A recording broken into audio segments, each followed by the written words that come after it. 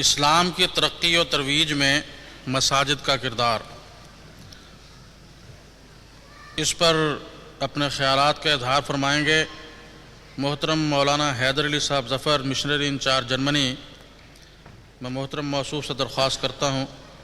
کہ وہ تشریف لا کر اپنی تقریر جاری فرمائیں۔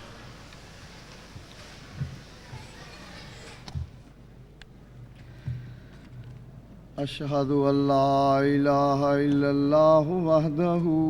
لا شریک لہ واشہد ان محمدا عبدہ ورسولہ،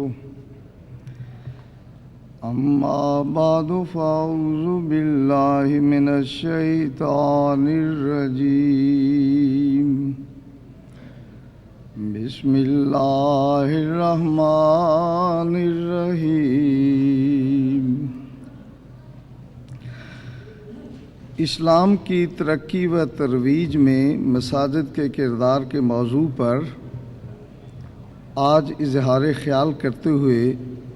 ذہن اس عظیم منصوبہ کی طرف متوجہ ہوتا ہے جس کا اعلان ہمارے پیارے آقا سیدنا حضرت خلیفۃ المسیح الرابع ایدہ اللہ تعالیٰ بنصر العزیز نے 14 مئی 1989 کو جلسہ سالانہ جرمنی کے موقع پر فرمایا تھا۔ حضور انور نے فرمایا کہ میری خواہش ہے کہ جرمنی وہ پہلا یورپین ملک ہو جہاں جماعت احمدیہ کو 100 مساجد تعمیر کرنے کی توفیق ملے، اور یہ دراصل 100 سالہ جشن تشکر کا ایک بہترین رنگ ہوگا۔ پیارے آقا کے اس حکم پر لبیک کہنا اور اپنی مالی قربانیوں کو انتہا تک پہنچانا ہم سب کا فرض ہے، کیونکہ جرمنی میں بننے والی یہ 100 مساجد یورپ میں اسلام کی ترقی میں ایک بیس کیمپ کا کردار ادا کرنے والی ہیں۔ انہی کے میناروں سے صدائے توحید بلند ہو کر جرمنوں اور دیگر یورپین اقوام کے دلوں میں اترنے والی ہے۔ برادران کرام، تاریخ اسلام کا مطالعہ کرنے سے پتہ چلتا ہے کہ اسلام میں مساجد بہت اہم کردار ادا کرتی ہے۔ میرے نزدیک سب سے اول مقصد تو یہ ہے کہ مساجد خدا تعالیٰ کی عبادت اور ذکر الہی کے لیے مخصوص ہوتی ہے، جیسا کہ اللہ تعالیٰ قرآن مجید میں فرماتا ہے وَإِذْ جَعَلْنَا الْبَيْتَ مَثَابَةً لِلنَّاسِ وَأَمْنًا وَاتَّخِذُوا مِن مَّقَامِ إِبْرَاهِيمَ مُصَلًّى وَعَهِدْنَا إِلَىٰ إِبْرَاهِيمَ وَإِسْمَاعِيلَ أَن طَهِّرَ بَيْتِيَ لِلطَّائِفِينَ والعاکفین والرکع السجود۔ اور اس وقت کو بھی یاد کرو جب ہم نے اس گھر یعنی کعبہ کو لوگوں کے لیے بار بار جمع ہونے کی جگہ اور امن کا مقام بنایا تھا، اور حکم دیا تھا کہ ابراہیم کے کھڑے ہونے کی جگہ کو نماز کا مقام بناؤ، اور ہم نے ابراہیم اور اسماعیل کو تاکیدی حکم دیا تھا کہ میرے گھر کو طواف کرنے والوں اور اعتکاف کرنے والوں اور رکوع کرنے والوں اور سجدہ کرنے والوں کے لیے پاک اور صاف رکھو۔ حضور صلی اللہ علیہ وسلم نے بھی بہت ہی پیارے انداز میں مساجد کی اس غرض کو بیان فرمایا ہے۔ فرمایا انما ہی لذکر اللہ تعالی و قراءۃ القرآن، کہ مساجد اللہ تعالیٰ کے ذکر اور تلاوت قرآن مجید کے لیے ہوتی ہیں۔ مساجد کے دیگر اغراض و مقاصد کا خلاصہ کچھ اس طرح بیان کیا جا سکتا ہے کہ مساجد بنی نوع انسان میں مساوات پیدا کرتی ہے۔ مساجد لوگوں کو ہر قسم کی برائیوں اور شر سے محفوظ رکھتی ہیں۔ مساجد امن کا ذریعہ ہوتی ہے۔ مساجد کے ذریعے لوگوں میں اجتماعی حیثیت سے کام کرنے کی عادت بھی پڑتی ہے۔ علاوہ ازیں مساجد میں جہاں وہ لوگ رہتے ہیں جو خالص اللہ تعالیٰ کے لیے اپنے آپ کو وقف کر دیتے ہیں، وہاں پر مسافر بھی کچھ عرصہ کے لیے ان میں قیام کر سکتے ہیں۔ مساجد انسانی ہمدردی کا عظیم جذبہ پیدا کرتی ہیں، کیونکہ نمازوں میں ایک دوسرے سے مل کر حالات کا علم ہوتا ہے اور باہمی دکھ درد دور کرنے کی طرف توجہ پیدا ہوتی ہے۔ اب میں خلفائے مسیح موعود علیہ السلام کے مبارک الفاظ میں مساجد کی اغراض و مقاصد اور آداب بیان کرتا ہوں۔ حضرت مسیح موعود رضی اللہ تعالیٰ عنہ بیان فرماتے ہیں، مساجد خدا کا گھر کہلاتی ہیں، اور مساجد وہ مقام ہیں جو خدا تعالیٰ کی عبادت کے لیے مخصوص ہیں، مگر لوگ جب مسجد میں آتے ہیں تو وہ ہزار قسم کی بکواس کرتے ہیں، آپس میں دنیوی معاملات پر لڑتے جھگڑتے ہیں۔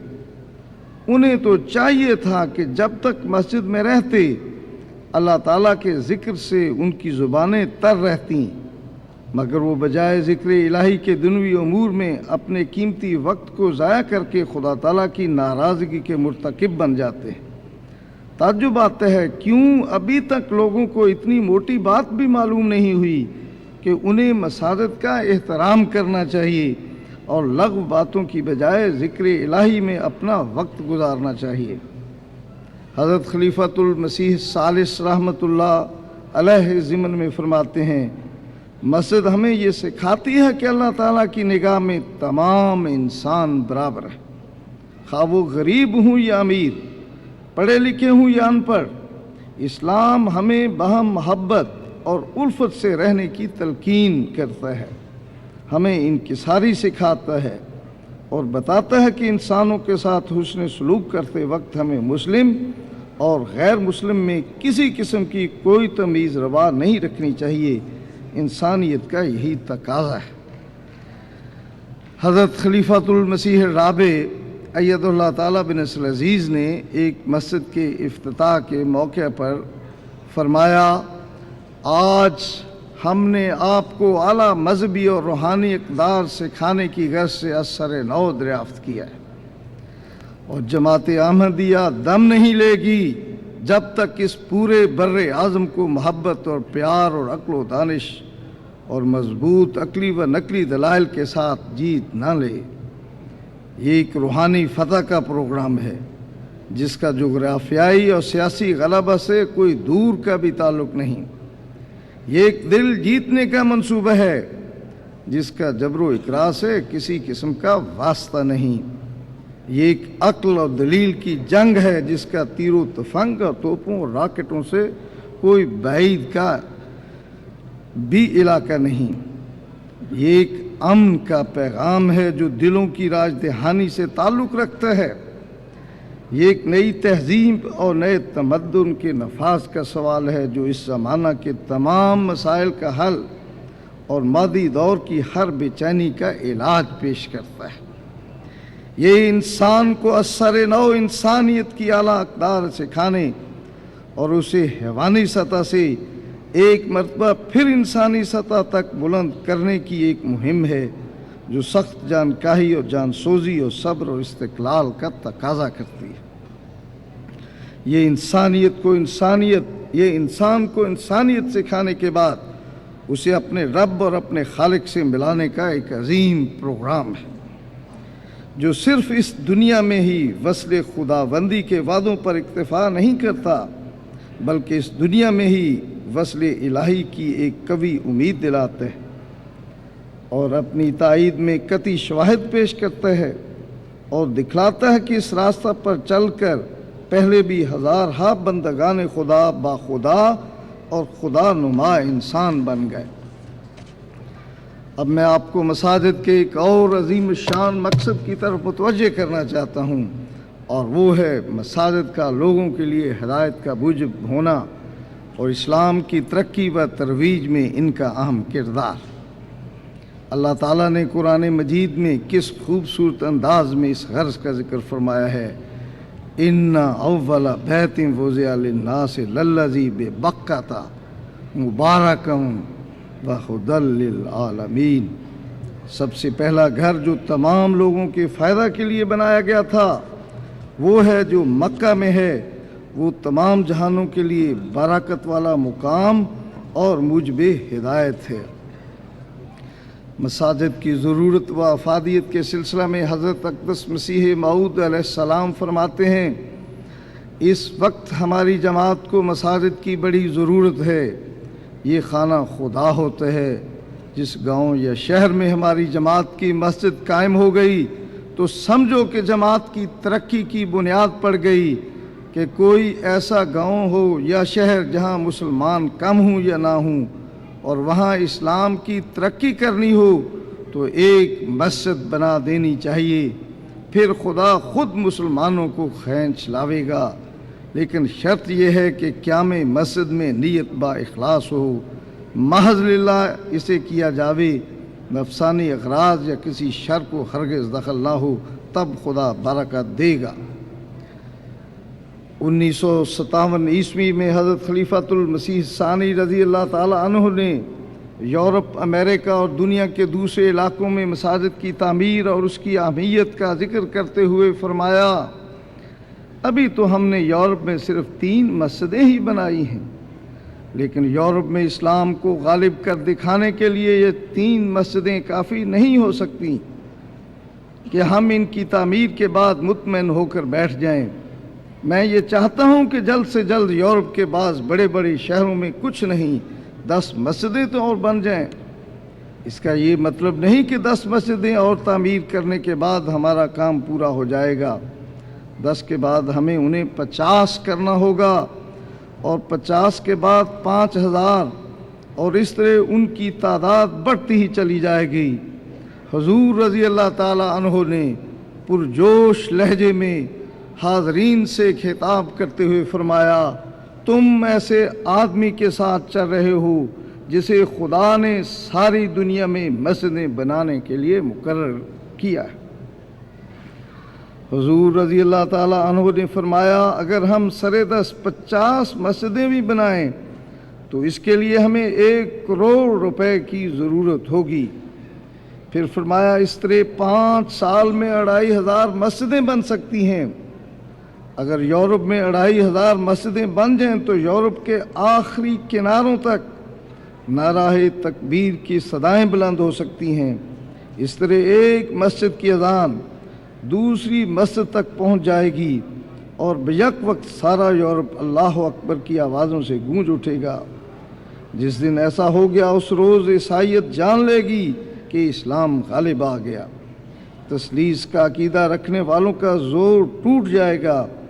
اور وہ اسلام کی بڑھتی ہوئی الغار کے آگے ہتھیار ڈال دیں گے۔ یورپ کی طرح امریکہ میں بھی مسجدیں تعمیر ہوں گی اور وہاں کا گوشہ گوشہ بھی اللہ اکبر کی آوازوں سے گونج اٹھے گا۔ اس وقت عیسائیت کے دل کانپ جائیں گے اور وہ لوگ سمجھ لیں گے کہ اسلام کا نور اب ساری دنیا میں پھیلے بغیر نہ رہے گا۔ تقریر کو آگے بڑھانے سے پہلے میں مساجد کی مختصر تاریخ بیان کرنا چاہتا ہوں۔ مسجد کی تاریخ پر نظر دوڑائیں تو معلوم ہوتا ہے کہ دنیا کا سب سے پہلا گھر جو نوع انسان کے لیے بنایا گیا وہ ایک مسجد تھی جو بیت اللہ یا خانہ کعبہ کے نام سے معروف ہے۔ دنیا کی تمام مساجد اسی بیت حرام کے اضلاع اور اتباع ہیں۔ بیت اللہ کے قیام کے بعد لاکھوں کی تعداد میں خدا کے گھر بنائے جاتے رہے، یہاں تک کہ وہ وجود آ گیا جس نے عبادت کو معراج تک پہنچا دیا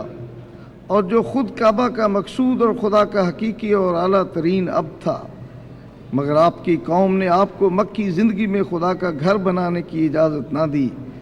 اس لیے جہاں موقع ملتا آپ اور آپ کے صحابہ نماز ادا کر لیتے۔ ہمارے سید و مولا حضرت صلی اللہ علیہ وسلم کے امتیازی خصائص میں سے ہے کہ اللہ تعالیٰ نے آپ اور آپ کی امت کے لیے ساری زمین کو پاک اور سجدہ گاہ بنا دیا ہے، اور فی ذات ہی زمین پر کوئی ایسی جگہ نہیں جہاں خدا کی عبادت نہ کی جا سکتی ہو۔ لیکن اسلام سابقہ تمام مذاہب سے بڑھ کر اجتماعی عبادت کا نقیب ہے اور کل عالم کو اکٹھا کر کے خدا کے حضور سر جھکانے کی تعلیم دیتا ہے۔ اس لیے اجتماعی عبادات کے قیام کے لیے ایسی جگہ مخصوص کرنے کا بھی ارشاد فرماتا ہے جہاں کچھ لوگ مل کر سر بسجود ہوں۔ ایسے مقام شرعی اصطلاح میں مسجد کہلاتے ہیں اور بے شمار برکتوں رحمتوں کے حامل ہیں، بلکہ حقیقت میں برکتوں کا منبع ہیں، جیسا کہ حضرت صلی اللہ علیہ وسلم نے ہمیں مطلع فرمایا۔ میں حدیث کا ترجمہ پیش کرتا ہوں۔ اللہ تعالیٰ کی نظر میں بستیوں کی سب سے پسندیدہ جگہیں مساجد ہیں اور سب سے ناپسندیدہ جگہیں بازار ہیں۔ اس حدیث پر غور کرنے سے معلوم ہوتا ہے کہ چونکہ انسانی زندگی کی پیدائش کا مقصد قیام عبادت ہے، اس لیے وہی جگہ خدا کے حضور اعلیٰ اور محبوب ترین مقام ہیں جو اس مقصد کی تکمیل میں ممد و معاون ہیں۔ مکہ سے ہجرت کے بعد جب حضرت صلی اللہ علیہ وسلم مدینہ کی نواحی بستی قباء میں تشریف فرما ہوئے تو وہاں آپ نے خدا کے پہلے گھر کی بنیاد اپنے مقدس ہاتھوں سے ڈالی، اور آپ کے صحابہ رضوان اللہ علیہم اجمعین خود ہی معمار تھے اور خود ہی مزدور تھے۔ احباب کرام، ذرا تصور کیجئے کہ خدا کا رسول اپنا گھر بار چھوڑ کر ہجرت فرماتا ہے، ابھی اپنی منزل مدینہ نہیں پہنچتا، راستہ میں ہی خانہ خدا تعمیر کرتا ہے، پھر مدینہ پہنچتے ہی پہلے خدا کا گھر تعمیر کرتا ہے۔ اگر آپ صلی اللہ علیہ وسلم چاہتے تو آپ کے جان نثار صحابہ آپ کے لیے گھر تعمیر کر سکتے تھے، لیکن آپ نے سب سے پہلے مساجد کی تعمیر کروائی، کیونکہ آپ اسلام کی ترقی میں مساجد کی اہمیت کو خوب جانتے تھے۔ چنانچہ مدینہ میں بننے والی یہ پہلی مسجد وہ ہے جو آج مسجد نبوی کے نام سے معروف ہے،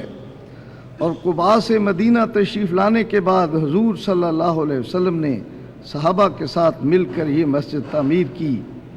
اور یہ وہ مقام ہے جس نے 10 سال سے زیادہ عرصہ تک حضرت صلی اللہ علیہ وسلم کے وجود مقدس سے برکتیں پائیں۔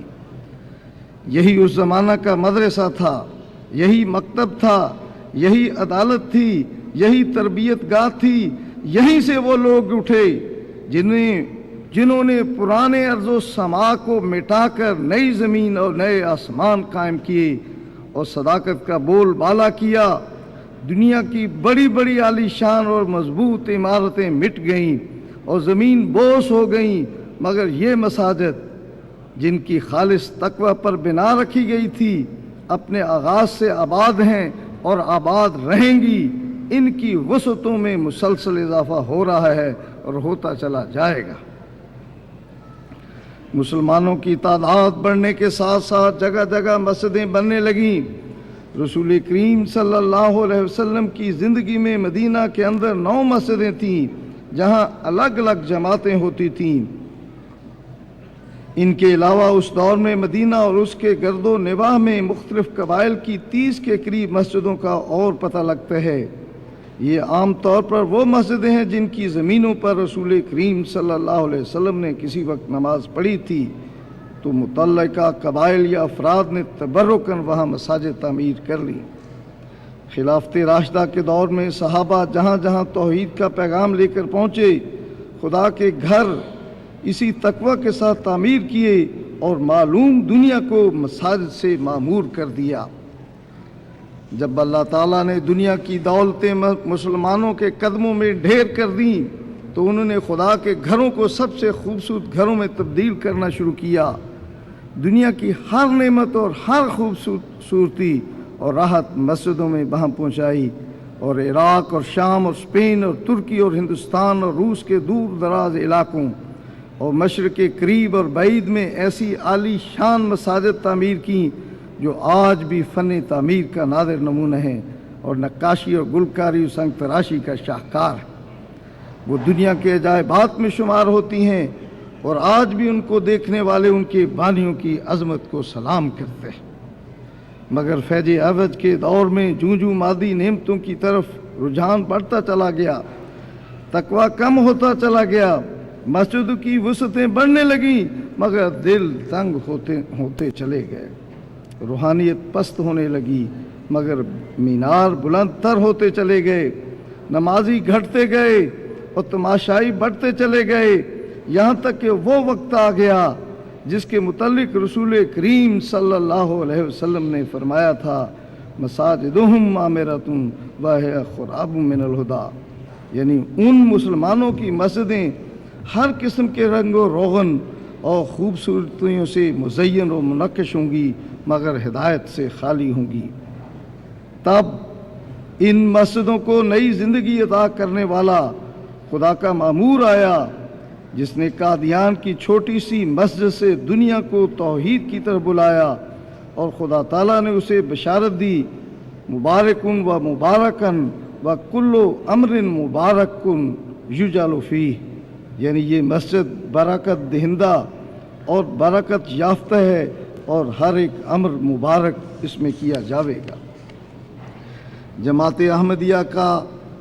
قادیان جیسی گمنام بستی سے نکل کر دنیا کے تمام بر اعظموں اور مشہور ملکوں میں مساجد تعمیر کر دینا نوع انسانی کی روحانی تاریخ کے عجیب و غریب واقعات میں سے ایک عجیب و غریب واقعہ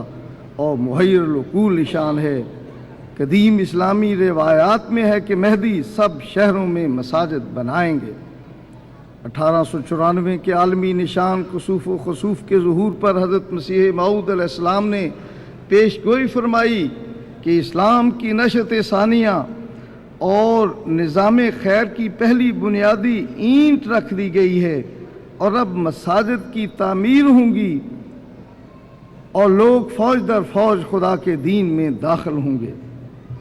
اس زمانہ میں جماعت کی مالی حالت اس قدر مخدوش تھی کہ حضرت اقدس علیہ السلام کے عہد میں کسی احمدی جماعت کا خود مسجد تعمیر کرنا ممکن ہی نہ تھا، اور نوبت یہاں تک آن پہنچی تھی کہ علماء وقت کے فتاویٰ کے باعث احمدیوں کو ان مساجد میں بھی نماز پڑھنے سے روک دیا گیا تھا جس کی تعمیر میں ان کا حصہ تھا۔ ایک بار حضور علیہ السلام کو اس ظالمانہ کارروائی کی اطلاع پہنچی تو آپ نے فرمایا سفید زمین پر ایک حد کر لی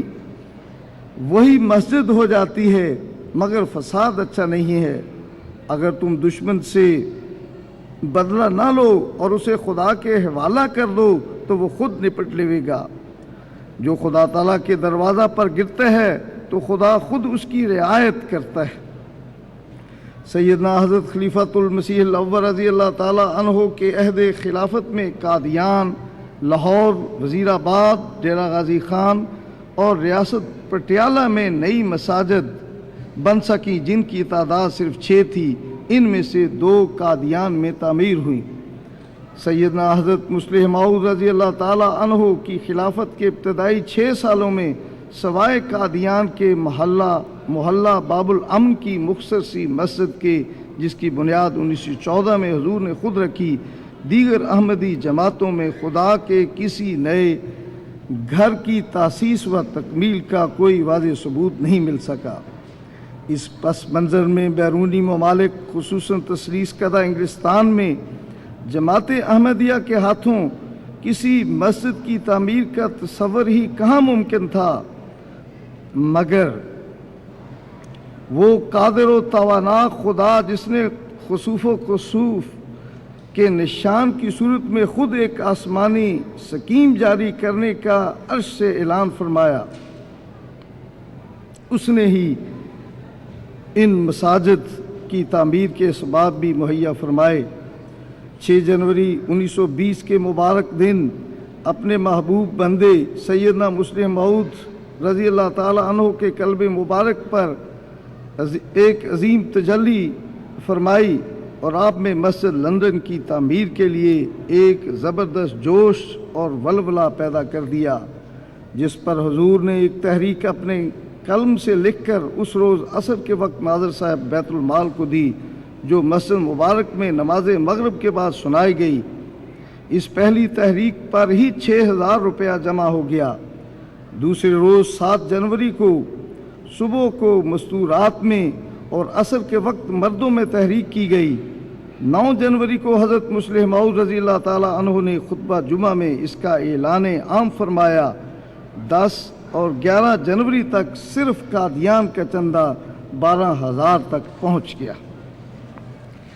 احباب کرام، اسلام احمدیت کی تاریخ تعمیر مساجد کے سلسلہ میں قربانیوں سے بھری پڑی ہے۔ اور آج ہم اپنی آنکھوں سے ان مساجد کی تعمیر کے بعد اسلام کی ترقی دیکھ رہے ہیں۔ ہمارے بزرگوں نے ہندوستان سے انتہائی غربت کے زمانہ میں چندے جمع کر کے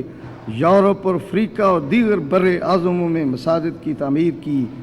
آج انہی مساجد کی برکت سے ہم یورپ میں بہت بہتر حالات میں رہ رہے ہیں۔ اس لیے اب اگر ہم مساجد کی تعمیر میں سستی کریں گے تو یہ ہمارے بزرگوں کی قربانیوں کو ضائع کرنے والی بات ہوگی۔ ہم جو حضرت مسیح موعود علیہ السلام کے درخت وجود کی سرسبز شاخیں، ہمیں چاہیے کہ جان و مال اور وقت کی قربانی کو انتہا پر پہنچا دیں۔ اللہ تعالیٰ کے فضل سے گزشتہ سال آپ احباب جماعت نے 100 مساجد کے منصوبہ میں غیر معمولی جوش و جذبہ کے ساتھ حصہ لیا اور اس کی دی ہوئی توفیق سے 6 ملین کے قریب وعدہ جات پیش کیے، جن میں سے 5 ملین سے زائد کی ادائیگی بھی کر دی۔ الحمدللہ ثم الحمدللہ۔ جیسا کہ آپ جانتے ہیں یہ سکیم جاری ہے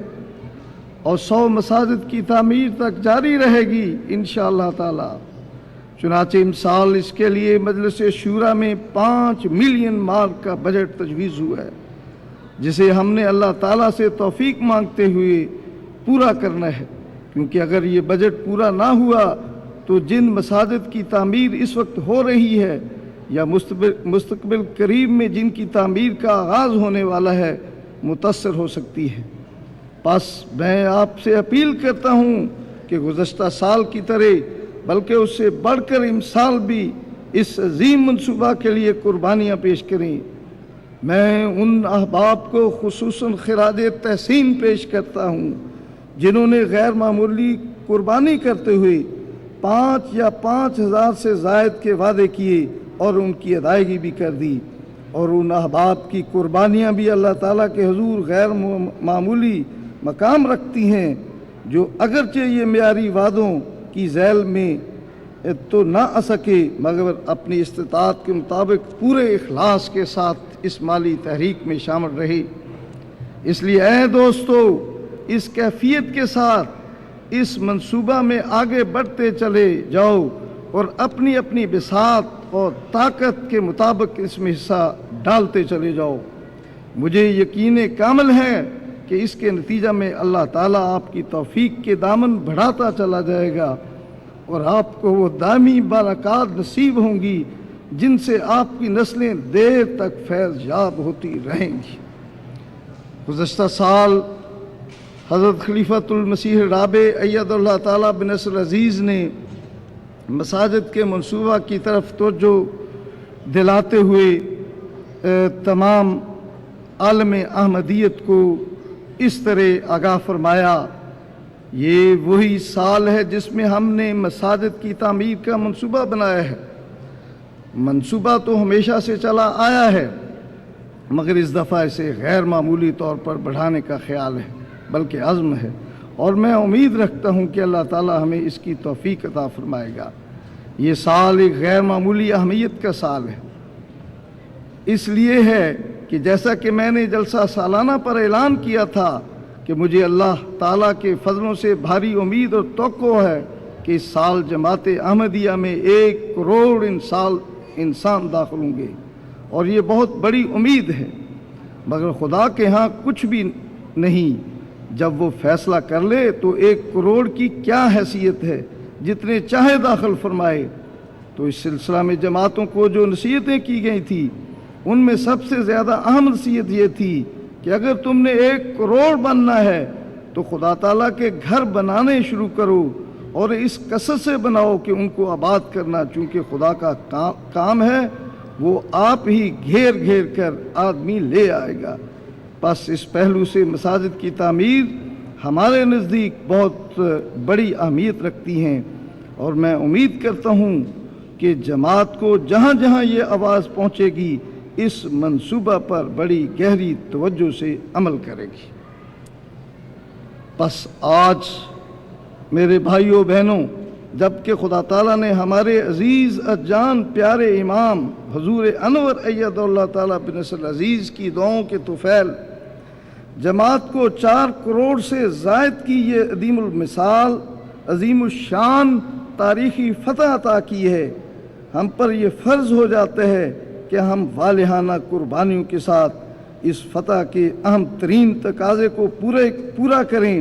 اور حضور کے ارشاد کے تحت اس کثرت سے مساجد بنائیں کہ یہ ساری زمین ندائے توحید اور اللہ اکبر کی صداؤں سے گونج اٹھے۔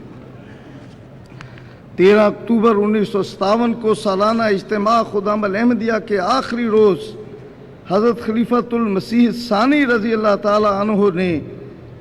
احباب جماعت کو مساجد کی تعمیر کے سلسلہ میں ایک تنبیہ کی تھی، اس تنبیہ کو بھی میں آپ کے سامنے پیش کرنا چاہتا ہوں۔ فرمایا یہ زمانہ بھی ایسا ہی ہے،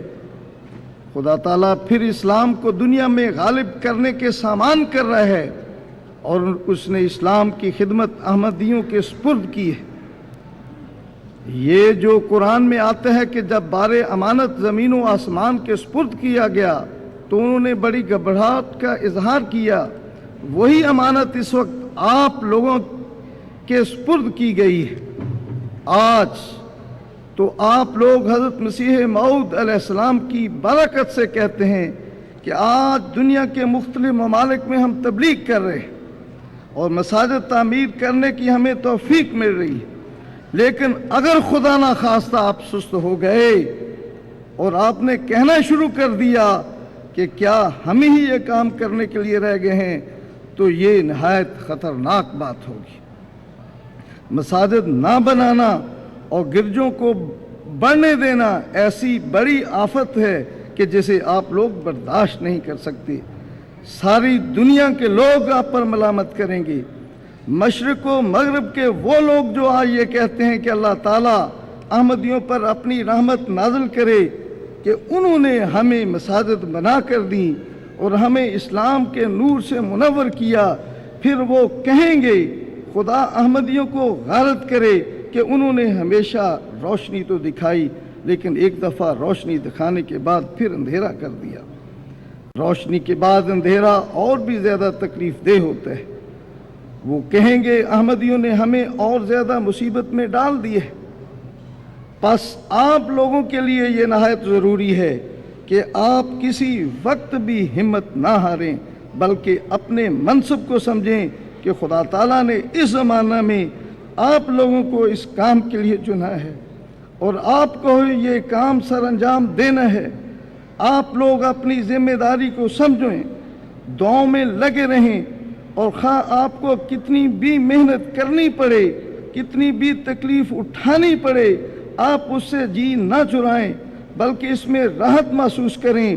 اور یوں سمجھیں کہ خدمت اسلام کے لیے تکلیف اٹھانا اور مصیبتیں جھیلنا آپ کے لیے فخر کا موجب ہے۔ اگر یہ بات آپ لوگوں نے اپنے اندر پیدا کر لی تو آپ کو قیامت تک خدمت اسلام کی توفیق ملتی چلی جائے گی انشاءاللہ تعالی۔ میرے بھائیوں اور بہنوں، آج سے تقریباً 25 سال پہلے جب میں اس سرزمین پر آیا تو یہاں پر جماعت جرمنی کے پاس 2 چھوٹی چھوٹی مساجد تھی اور میں نے اپنی آنکھوں کے ساتھ مسیح موعود علیہ السلام کی اس پیش گوئی کو پورے ہوتے دیکھا ہے جس میں آپ نے فرمایا کہ جہاں پر اسلام مسلمان کم ہوں، اسلام کا غلبہ کرنا مقصود ہو، وہاں مساجد بنا دی جائیں، خدا خود مسلمانوں کو لے آئے گا اور آپ وہ لوگ ہیں جو اس پیش گوئی کو پورا کرنے والے ہیں۔ خدا تعالیٰ نے جب ماضی میں مسیح موعود علیہ السلام کی اس پیش گوئی کو پورا کر دکھایا تو ہم خدا تعالیٰ پر امید رکھتے ہیں کہ مسیح موعود علیہ السلام کی دیگر پیش گوئیاں اور مسیح موعود علیہ السلام کے خلفاء کی پیش گوئیاں اور ارشادات جو یورپ اور بالخصوص جرمنی میں تبلیغ اسلام کے ساتھ تعلق رکھتے ہیں وہ بھی یقیناً ایک دن پوری ہو کر رہیں گی۔ وآخر دعوانا ان الحمدللہ رب العالمین۔